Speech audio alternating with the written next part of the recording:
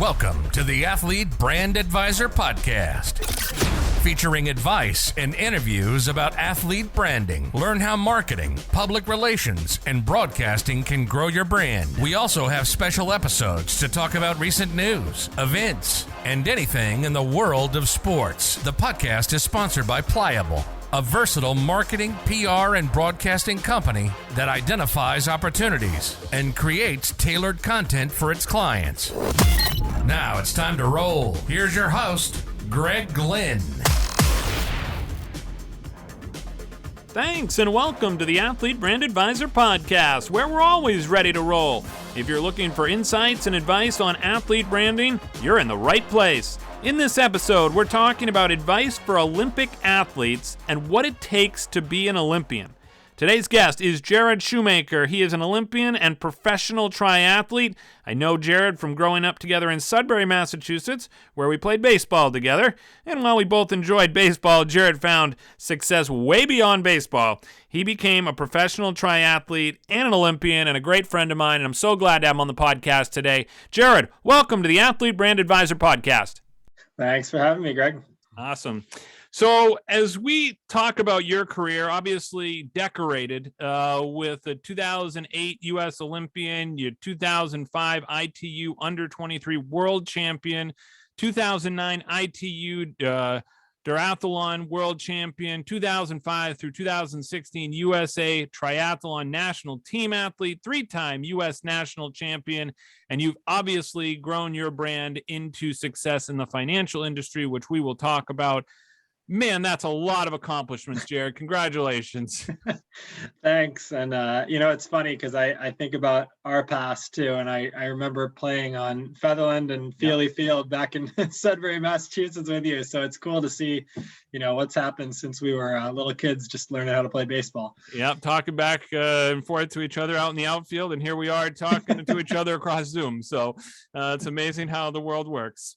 So I want to talk first, Jarrod, growing up, kind of going back to, our younger years, if you will, who was your favorite athlete and why? I was a big Jim Rice fan. Okay. And he was kind of, early in my baseball career, I'd say. I can't remember exactly when he retired, but, he was my favorite player. I remember watching him and when I was a little kid. So he was probably my favorite player, and I played outfield. So that was, that. And then, beyond that, it was honestly watching my parents. I won't say they were like my favorite athletes, but I remember growing up and they ran all the time and ran Boston Marathon. So that was kind of where the running side of me started. And I wanted to go out and bike with them while they were running and then run with them while they were running. So I think sometimes, it's having those athletes, that you look up to, from a major sports team, but also having athletes who are close to you, whether that's your parents or friends or, older siblings to look up to too. Absolutely. I remember your family running a lot. And that there's dedication, obviously, that comes with running. And I think that that's something that, kind of Olympians have in them. It's this clock that just says, I do this. This is my life. And you get up. And there are some people that could never imagine, doing that. But it's awesome that you were able to do that. How would you describe how you got to be in the position you are today as an athlete? How did your career evolve from baseball to, an Olympian? That's an interesting question. Growing up, baseball was my sport, and that's all I wanted to do is play baseball. Yeah. I love baseball. We played together in, town league, but also summer leagues, and we had some really good, successful teams. That's kind of where I saw myself going. But in middle school and then in high school, and I'd say more in high school, I had some really good running coaches. And so I ran cross country in the fall. I swam in the winter. I played baseball in high school my first 2 years. And then I realized for me that if I wanted to go anywhere and get into a better college and, kind of play sports in college, more or less, it was going to be running for me. I realized that somewhere in my sophomore or early in my junior year. And so I kind of said, you know what, I really need to switch and run. It was an extremely hard decision for me to give up baseball because that's what I loved. But, it's just interesting where if you do a lot of sports, you find something that you love, but you also might find something that you're really good at. And then I kind of fell in love with running. So it wasn't when I first did it, I was like, oh, I'm good at this. But, until you actually get out there and enjoy pushing yourself in the workouts and running by yourself in the woods, you're not going to love it. And that just clicked for me. I remember it was a run out in Walden Woods, and just running through the woods and just being by myself and just enjoying just nature and everything. And that was where running all of a sudden became the thing that I love to do. Well, I can appreciate with the being outside, finding something you like to do. That comes from me in the sport of golf. However, I never got to be an elite athlete in the world of golf, although we did. I'm looking over here at the Dual County League, golf picture here with the co-champions and everything. And so, it's fun to play a lot of different sports, I think is important for athletes so that you can find the one that you really love. And obviously you kind of found that with running. And I think that's really cool. Now, you talked earlier about your parents. I'm curious about this one. Who's been your biggest mentor or somebody that has maybe impacted your career the most? That's a really tough one. I think that it kind of goes through waves, right? So when I was in high school, it was definitely my coaches. I had some really, really good coaches who kind of helped me love the sport of both, swimming and running. Then when I went to college, I really, really, had awesome coaches there. They were dedicated to me. They wanted to see me be successful. They tried to figure out how to help me as opposed to, a cookie cutter plan. And I think that was good because I was definitely a different athlete. Like I could not run high mileage. I had to focus on quality. And then once I got into triathlon and professional side, I'd say once again, it was coaches. Sometimes it was learning from, agents or, people that I worked with outside the sport, and learning from some of the guys who were good before me. So I came in and there were a bunch of really good US triathletes, Hunter Kemper, Andy Potts, Matt Reed. And at first I was this new kid on the block, whatever. And then I made the Olympic team and a year out from the Olympics. And all of a sudden I was, I was one of them. Right. And so I really tried to learn a lot from them and, how they did things, how they traveled, what they did for training, how they did training camps. So I really tried to look up to the people who had success in the sport. And I'd also say on the backside, I tried to help people out too, right? Like, cause I think giving back is definitely important. But yeah, I wouldn't say I had like one mentor or person that I looked up to. It really was trying to find the people that I clicked with. And, I know we're going to talk Olympic stuff in a bit, but there's an old adage saying that it takes a village to get to the Olympics. And that's absolutely true. There's not one person that is right, that is getting you there. It is a crew and a team of people. And that team of people changes over time for one reason or another. Yep, I can appreciate that. Obviously, going to Dartmouth, talk to me about that experience, the college experience for an Olympian. I was a good runner in college. I came in and was actually number 4 on the varsity and cross country in my freshman year. So I was kind of immediately successful. In college, I kind of hit my first injuries too. And that really showed me, where my limits were and where my boundaries were and what I needed to do to be successful, which in high school, I had actually, we had a really good coach who did a lot of plyometrics and kind of, I don't want to call it like weightlifting, but it was, strength work. And I realized that had to be a part of what I was doing, that I was a better athlete when I was swimming and doing some strength work on the side. And if I just ran, my body fell apart. And who was that coach? Yuri Klimovitsky. Okay. And he actually still lives in the area and works with athletes in Acton. So all right, very cool. We'll put that in the show notes for people. That's good. Yeah. Yeah. And he's a great guy, and he kind of taught me a lot. And I even, went back and talked to some of those people while I was in college, right? Because I think sometimes getting those other opinions of the people who you've grown up with and have helped get you there can be just as important. But yeah, I mean, I hit a wall a couple times, overtrained, burned out. So I found my limits and what I needed to do. And actually my senior year was my most successful year. And that year I was only running about 50 to 55 miles a week, but I was also swimming a couple days a week and biking a couple days a week to add kind of that aerobic, capacity, and then lifting on my own.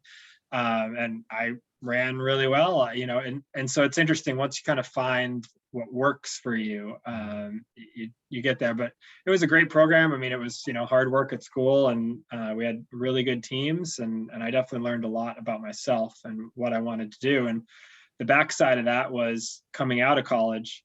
I said, you know what, I'm a very good runner. I can run 14 flat for 5K, but that's not getting me to the Olympics. So I said, you know what, my uncle did this triathlon thing, and let me give it a shot. So I kind of said, I'm just going to go into triathlons. Unbelievable. And you just the ability to adapt, ability to change and find what you love. I think that's great. I can remember going into a supermarket and seeing you on a Wheaties box and going, there's Jarrod Shoemaker. And I remember that because, again, I want to talk a little bit about, you've talked about the athletic side of things as you grow to be an Olympian, and you have this mindset, but there's also this other side that people don't get to see. And that's the pressure. And I could sense it even, going back to when we were in high school, people start to feel the pressure, whether it's from outside people, whether it's, what are you going to do in college? What are you going to do next? And that pressure is one kind of pressure. And I think that a lot of the people that listen to this podcast will understand what we're talking about, because that is a big point in your life. You're making those big decisions like you talked about. But then there's this pressure that happens when you are what you wanted to become. And how did you handle that pressure? Or what do you think are some keys for other athletes who want to be an Olympian at that level, that they're going to attract that attention? What should they be thinking about? I was always told that you have to try and keep things fun. But I also think there's a limit to that, right? Because you can do sport as fun, but it also has to be your job. And, you have to have a daily routine. You have to be regimented. You have to stay on top of things in terms of, nutrition, training, communication with your coaches. And then the other piece of that is trying to figure out how to make money. We joke in triathlon that there's, 500 US triathletes who are professional. Right. But there's probably only about 5 to 10% of them who are making enough money to really consider themselves professional. Right. And that is, making money and making a living off of that. And that's the hard part is, how do you go from doing a sport that you love and trying to get at this high level to, making it into, your living, which is theoretically your job, right? Yeah. You don't want to think it's your job, but it is. And there's a lot that goes on with that. I mean, contracts are a yearly thing. You've also got, trying to figure out prize money and bonuses for races. People, you bring on an agent and immediately they're going to take a little cut out of it. So there are so many things to deal with. And then beyond that, it's media and trying to figure out how do you promote yourself. And that's changed a lot in the last 6-7 years, really, with social media really taking off.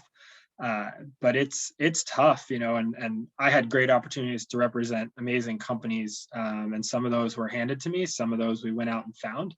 I've run for Nike and Saucony and New Balance and 361. I got to, represent Hormel for a while. That was a really cool sponsor. They were amazing. Got to be on the Wheaties box, which, was one of those dream come trues. You say, yeah, I'll do that. And then also lots of startup companies that I've worked with. I've worked with a couple of companies that did sleep monitoring because that was a big part of what I cared about as an athlete. So it's finding your niche and trying to find, things that are authentic to you too. and thinking outside the box where, you don't always need to be going after the endemic, market within your sport. So, for us, think outside the box of swimming, running, and biking. What other products, what other things can you do, and help those companies, or help promote them as a slightly different thing than trying to sell a pair of shoes. Yep, that makes sense. And I think that's one thing that I've always encouraged athletes to do is find what you love, what products you love, or what causes are important to you, and then align yourself with them so that it means more when you have that sponsor. And it's a more valuable opportunity too for that sponsor to have an athlete that's in that space, or cares about animals, or cares about mental health, that kind of thing. It actually adds to the value of that sponsorship. So great advice. One thing that we specialize in with Pliable is media training for athletes. We touched upon this kind of before we recorded this episode, but boy, when was the first time you got any media training? It's interesting because I look back and I remember as, a high schooler, and I made nationals and stuff. And I know there are a couple articles, and you're kind of, just, you don't know what to do. You're answering questions. So I actually, made the Olympic team in 2007 and had signed on with a couple sponsors there. But Hormel actually had me go through media training, and it was priceless, to be honest. I learned so much about how you should speak, and you as an athlete, it's about what you want to say ultimately, not about what the reporter wants to say. And it's interesting because you also have to remember that these things live on.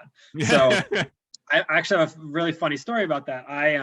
I was a year ago sitting around, and I can't even remember how it came up, but all of a sudden in my news feed, there was an article, and I had done a Wall Street Journal article right before the Olympics in Beijing, where they were talking about masks, because we were all supposed to wear masks over there because of the pollution and everything. And of course, COVID was happening. So, I was quoted in the article talking about how, I didn't really care. I'll wear a mask, whatever. It's not a big deal. I can run with it. I can train with it. I don't want to do it all the time if I don't have to.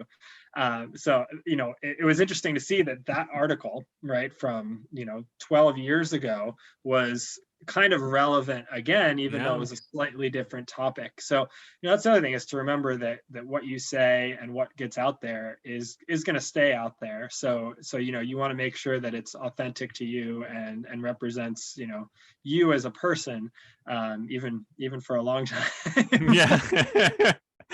I think that's a great point. So then you go and you obviously have a terrific career as an Olympian.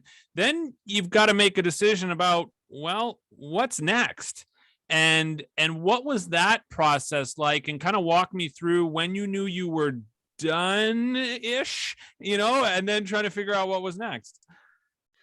I was lucky enough to keep racing. I made the 2008 team and just missed 2012 and 2016. And as I was getting towards 2016, I realized the sport's getting younger and faster.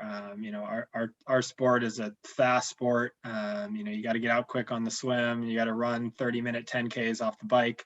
And there was this wave of young kids coming in who were just fast. And, I was, I get a little older. So I realized that I was going to kind of move into long course triathlon, which is more of the half Ironman and the Ironmans, which are a bit more bike dominant. And I'm a swimmer and a runner first, and then cycling. So I did it for a little while and realized, you know what, I just don't love this. And I kind of hit a turning point in 2019 where I said, from an athlete perspective, what's my return on investment? So how much time, how much energy am I putting into this? What am I getting out of it? And so I said, if I want to go and be amazing still at triathlon, I'm going to have to go bike 30 hours a week and basically reinvent myself as an athlete. And to some extent, it is a little bit changing sports when you really have to become an Uber biker and learn how to time trial. So I kind of said, you know what, I'm just going to have some fun, and I'm going to start figuring other things out. I dabbled in coaching a little bit, and I really enjoy coaching. I really enjoy helping people, help them achieve their goals.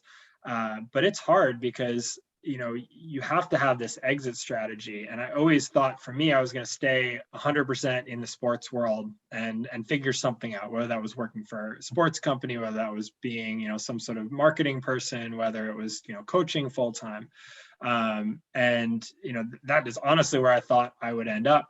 And I realized that I actually could do more good going into the financial advising world and trying to help people, and especially athletes, try and help them understand, how to set their goals out and realize that you have this marketable time in your life when you're, when you're racing, and that's it. And then it's done and it's gone, and there are few people that continue to have that power and that presence after sport. But that's few and far between. Most people are done and head off into the world and do something else. So for me, it was a lot, it was a decision where I had to say, how can I be the most impactful to help other people? And yeah. And there you go. So that makes sense. The other thing too that we talk a lot about on the podcast is obviously name, image, and likeness. I'm curious, from an Olympian's perspective, how much freedom you think these athletes have today, knowing what's happening in the college space, as to the, I know the United States Olympic Committee in the past, they've kind of tried to protect the athletes quite a bit. And what the opportunities are now, you think, that might evolve for Olympians, and growing their brand now is important so they can leverage it later. It's really interesting because from a name, image, likeness expansion, right? Because when you're a professional athlete, you're done with college, you can kind of do whatever you want, right? So you can do sponsorships and everything. So the change, I think, was allowing younger athletes to do that. And I kind of at first said, what's going to happen with this? Like, Nike's not going to sign, these college kids. And then once things started happening, I realized where it can be powerful and impactful. And that's actually on a very local level. And, where a lot of these college athletes can really, connect with their local community, local companies, and provide that type of exposure both ways, right? Yep. So to me, that's been the interesting thing, to be honest, was that they can, they can partner with local companies who might be supporting the college, but now they can support individual athletes. So I think that's amazing. And the Olympics also have had to kind of or change what they're thinking, and it's all social media based, right? It really is. Before social media, it was the company you're working with would come out and they would do an ad campaign for you. It would go into Triathlete magazine. If you're lucky enough, it'd be on TV during the Olympics, and that's it. And now every single athlete has their own ability to brand. And to be honest, I didn't love doing that stuff. That was not why I wanted to be an athlete. But for a lot of athletes, that's what they're good at now. They're really good at branding themselves, at connecting over that social media space. And so honestly, the Olympic movement and the IOC, they've had to change to that, because they realize that that's the way that athletes are connecting, and that's the way that's going to drive more revenue to them. So in the end, it all comes back to money. How are you going to promote things? How are you going to make more money? Yeah. But it's been a good change, I think. And I think that, it really is showing to me that that things can be done in a managed way, when you slowly figure it out. And that's what's happened with both of these platforms changing. Yeah. And I think, as you said, social media has evolved, and everyone is realizing they obviously are going to have to evolve with it. This is not going away. And it's actually, if they see it as an opportunity, I talk with a lot of high schools and colleges and businesses and organizations that this is actually a huge opportunity. This is not just about the athlete, but they can bring so much more value to that high school or the college when they share their posts, and someone looks at, the Colby swimming pool and goes, holy smokes, look at the new pool. And then they go, wow, I want to go to Colby. You know what I mean? Yep. So it makes a big difference to the school that they're at, to be able to allow them that platform to share that and give them the skills and tools. And that's one of the things I work with athletes on, is if they know how to do it right and they don't make mistakes, that's what really hurts people. So I think you've really shared some good advice with people about the value of social media, working locally. I think is going to be key. And as we know, Olympians aren't rich. I mean, other than, No. I think that's a big secret that people think they're on TV. Oh, that's glamorous. And they must have all these big sponsorships. That's not true. And if they can build their brand in another way, that's a really key for them. Absolutely. Yeah. Most Olympians are not, wealthy, making, 7-figure incomes. There's obviously the super wealthy ones like Michael Phelps, and but most Olympians, they're going to go and find some job somewhere else when they're done being an Olympian, and it's kind of a part of their life. It's an amazing part of your life because you get to travel around the world and race and see so many cool things while you do that. But it's definitely something that you're trying to figure out how to make it work as opposed to how can I stay in this as long as I possibly can, versus saying, oh, this is a great job and I'm just gonna put money away into my 401k and and I'll be good. That's not happening. So it is tough. And so that's a tough part. And then what we're going to talk about is the other part that people also don't see, or I don't think understand, but I think we did see some light being shed on it during the recent Olympics when Simone Biles pulled out of an event because of her mental health. I want to talk to you as an Olympian and share that experience of the pressure that is on these athletes at that level. That was pretty incredible for her to do that on such a huge stage. There was no way that was going to, not be covered for Simone to not compete because of, mental, I don't want to call it illness, but mental health. Yep. And it's something that doesn't get talked about a lot. We know that Michael Phelps has gone through depression and he's been, talked about that. For me, the year leading into the Olympics, I qualified a year out on the course. I had a year going into the Olympics, and that year was cool, but also really tough. You're looking forward to this amazing thing that, you're going to go over and race for your country and everybody's proud of you and happy. But the amount of media requests, the amount of interviews, the amount of things you don't want to say no to. So you're also physically and mentally, emotionally drained. It's like your batteries are just on almost zero. Right. This is also why you're trying to peak towards, you're trying to peak at the right time. Yeah. And so it's really tough, and it can be tough for athletes who don't have a good support structure around them. But it's also the only time that you feel like you can get your voice out there and get these sponsors and get all of this, publicity.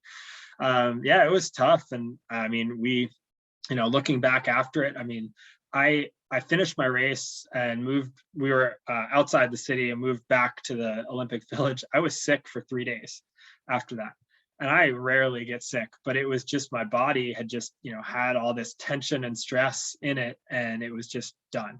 And I slept for 16 hours the night of closing ceremonies. I was going to go cheer my friends on at the men's marathon, and I barely woke up in time to catch the bus to go to closing ceremonies. And I was not sick, like a sick. I was just sick. And even after that, it took me a good, 2, 3, 4 weeks to even get back into training after the Olympics. So, that's kind of my mental health side, and then continuing on, I missed the games in 2012 when I was ranked first in the country, and 2 guys had an amazing race, and they qualified on the day they needed to qualify. I beat them 2 weeks before. I beat them a couple weeks after, right? On that one day, they were just better than me. That was tough. And then 2016, I crashed on the day before the test event a year out and broke my collarbone. So you always have these ups and downs in sport, and it's, trying to figure out how to get back and how you can mentally keep yourself in the right place. Yeah, I mean, and that's how you learn to be a better person too, right? Coming through a lot of that. But I always had a great support staff around me. I mean, my wife was also a pro triathlete, so she understood what I was going through. She knew when it was her turn to you know, to be more supportive of me. And I learned eventually when it was my turn to be a bit more supportive of her when she started doing great and getting sponsors and bringing in the money for the household. But having that support staff and people that you can trust and talk to is so important. And sometimes that has to be outside of your coaching staff that's working with you. It has to be a friend or a family member or just somebody that you trust, because it's you can't rely on your coaches all the time. They've got a lot going on. They're coaching other athletes, and I encourage people to go to counseling or therapy, whatever you want to call it. It's good just to talk sometimes, and that's sometimes all you need is just to talk. And you just bottle it up, like sports psychologists too. I mean, I enjoyed working with sports psychologists because sometimes we talked about sports, and sometimes the reason you're not performing in sport is not sport. Everything else going on in your life that you need to kind of get into its correct channel to be able to perform. Oh, that's a great point. I like that. So speaking of channeling, you then go from being an Olympian to trying to figure out your next steps, and you get into the financial world. Talk about that transition and what you're doing now and how you're helping people. Like you said earlier, you're able to really have an impact.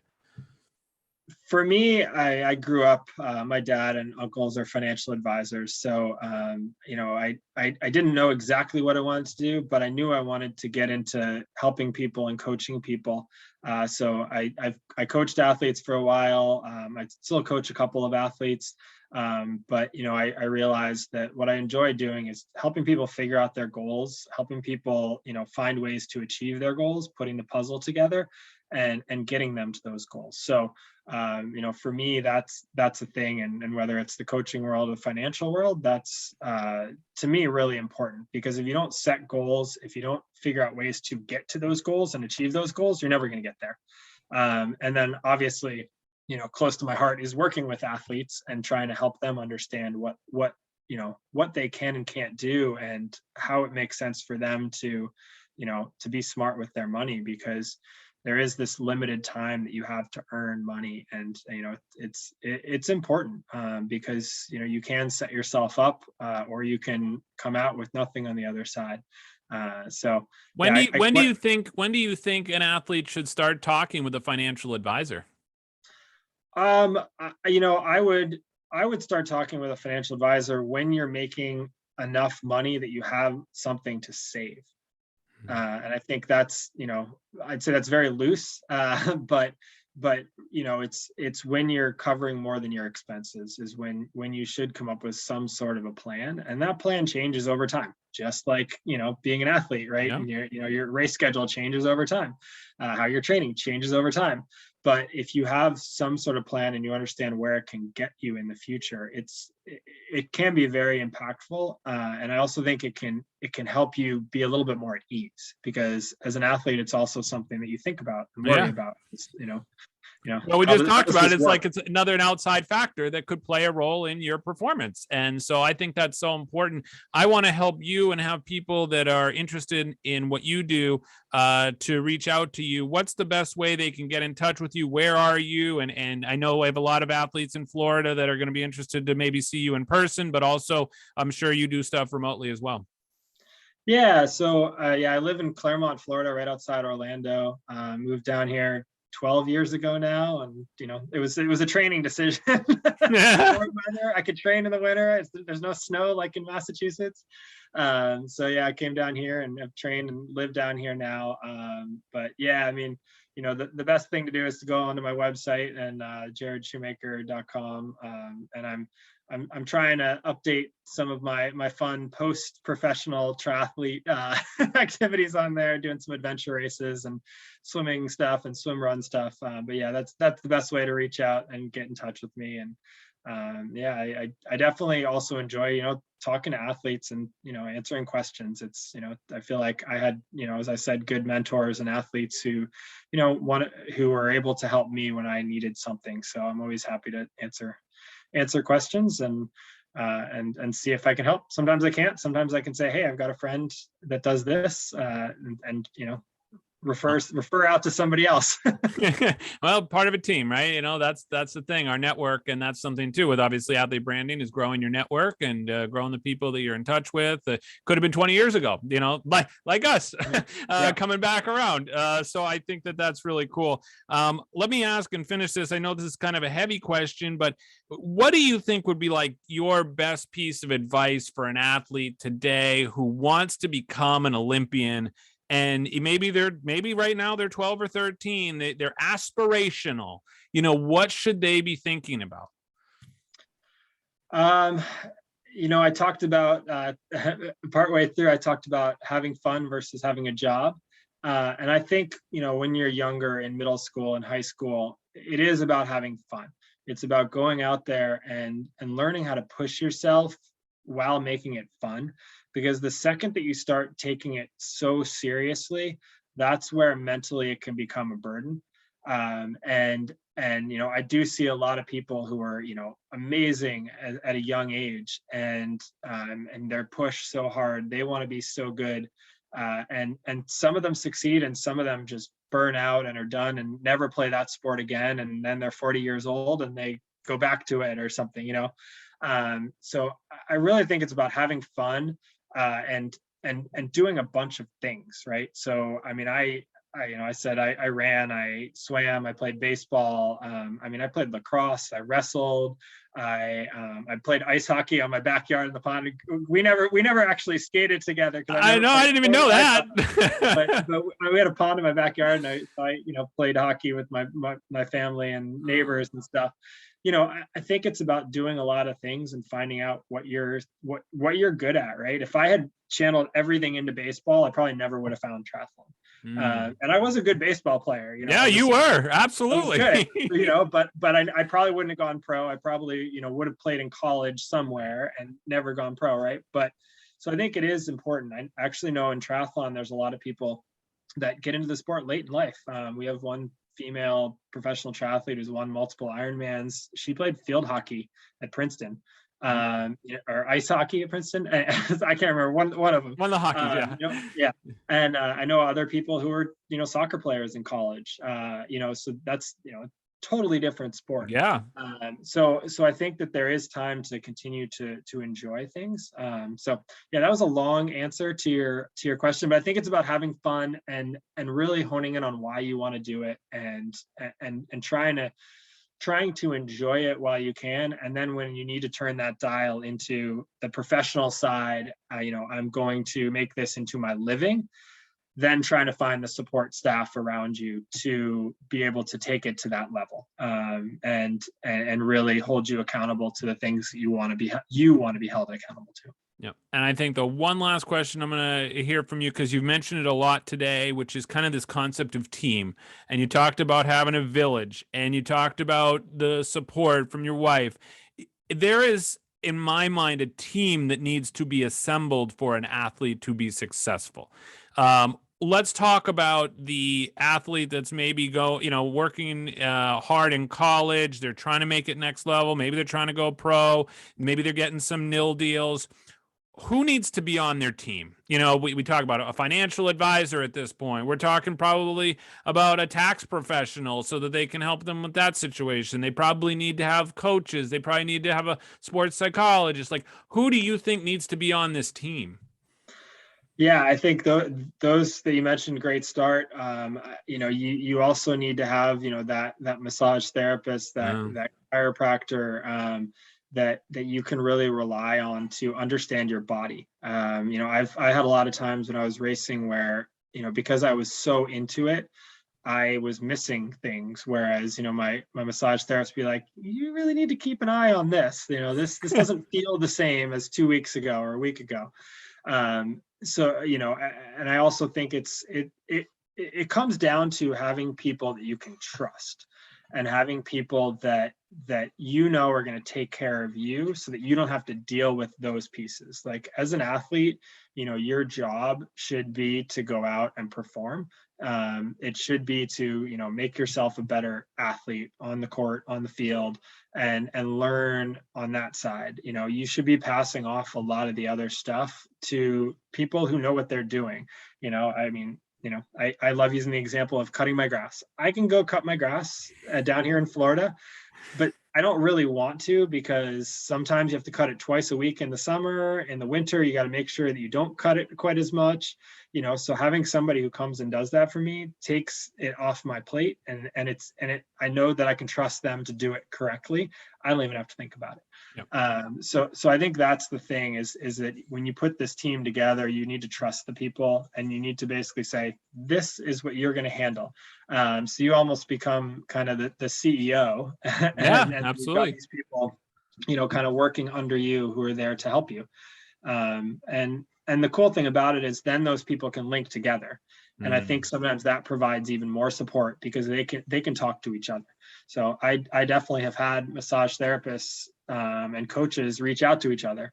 Yeah. And my massage therapist say, hey, you know, to my coach, just be careful. I think Jarrod's a little on edge. You know, I've had my wife reach out to my coach, and I've done the same to her coach and said, you know, I feel like she's right on the edge. I could kind of tell with the way, you know, you're acting and you feel. So, you know, it's those people that can learn about you and have a little bit more intuition when sometimes you're so focused on the one goal of becoming a better athlete.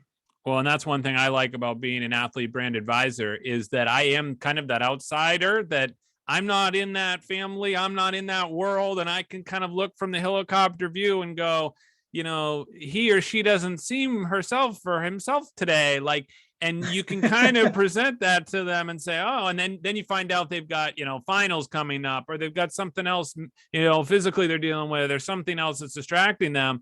And I enjoy being able to help them, like you were talking about, somebody that knows what they're doing in that area of expertise.